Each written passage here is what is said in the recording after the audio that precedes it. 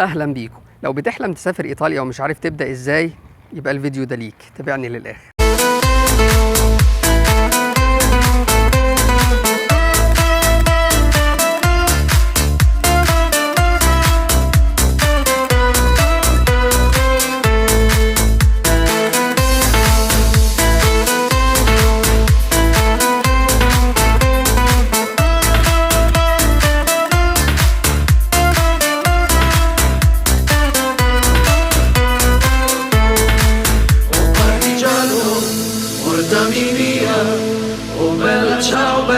Ciao bella, ciao ciao ciao bel partigiano, portami via che mi sento timore. 5 طرق تقدر تسافر بيهم ايطاليا بطريقه سهله.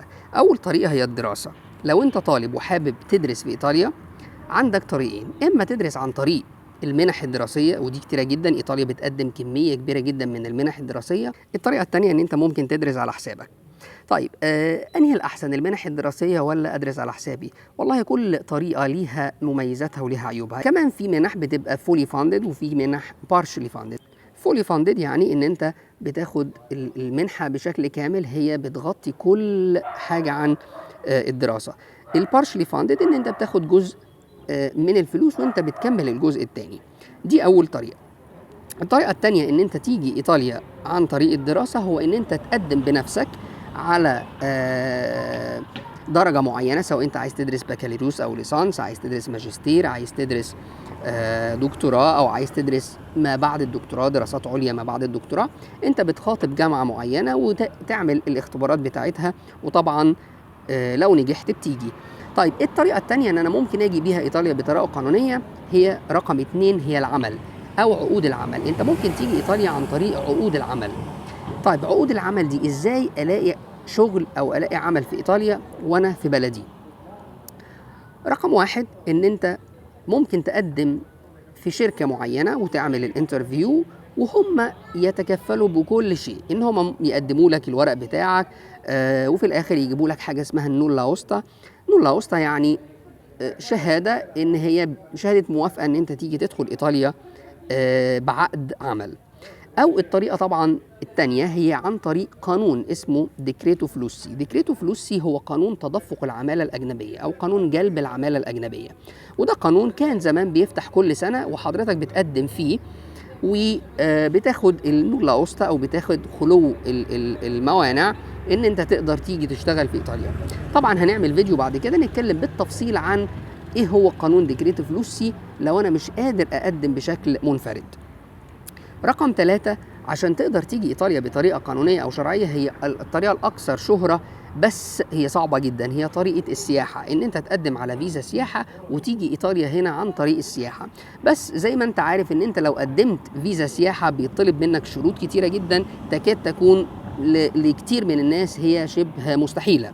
يعني لازم يكون في عندك بنك ستيتمنت عالي جدا، يعني فلوس في البنك كتيرة جدا عشان تقدر تسافر. تقريبا معرفش بقى بعد ارتفاع اليورو وارتفاع الدولار هيطلبوا قد ايه. زمان كان ممكن مينيمم يبقى 200,000 جنيه مصري، دلوقتي ممكن يكون اكتر من كده بكتير. الطريقة الرابعة ان انت ممكن تيجي بيها ايطاليا هنا بشكل قانوني جدا، هي عن طريق التطوع.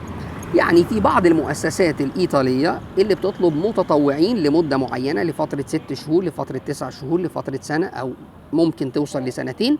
فدي مؤسسات أنت ممكن تتطوع فيها بشكل، طبعا هي تطوعية بمعنى ان انت ما بتاخدش فلوس وما بتاخدش مرتب، ولكن هم بيتكفلوا بالسكن والاكل وبعض الفلوس البسيطة، ودي بيبقى ليها بعض الشروط المعينة.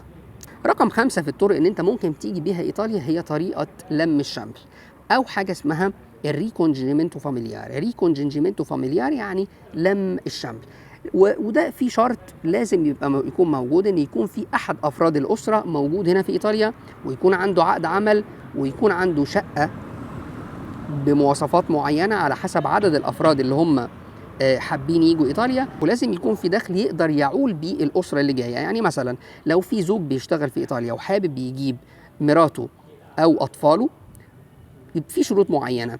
رقم 1 لازم يبقى عندك شقه تقدر تجيب مراتك عليها. لو انت عندك اطفال لازم الشقه تبقى بمساحه معينه تقريبا 15 متر لكل فرد. ولازم يكون الشخص اللي هيعمل لم شمل دوت يكون عنده فلوس معينة أو دخل معين يقدر يعول بيه الشخص اللي هيجي عنده. وبكده يبقى احنا قلنا ال5 طرق القانونية اللي انت تقدر تيجي بيها إيطاليا بشكل قانوني وبشكل رسمي جدا. رقم 1 هي الدراسة، رقم 2 هو العمل، رقم 3 التطوع، رقم 4 لم الشمل، رقم 5 هي السياحة. لو انت طالب وحابب تيجي إيطاليا عن طريق منحة دراسية، تابعني في الفيديو الجاي هشرح لك فيه ايه هي أهم وأشهر المنح الدراسية اللي ممكن تيجي عليها، وازاي تقدم عليها، وازاي كمان تفوز وتبقى معايا في إيطاليا. لو عجبك الفيديو ما تنساش تعمل سبسكرايب ولايك وشير، واشوفكم في الفيديو الجاي. تشاو.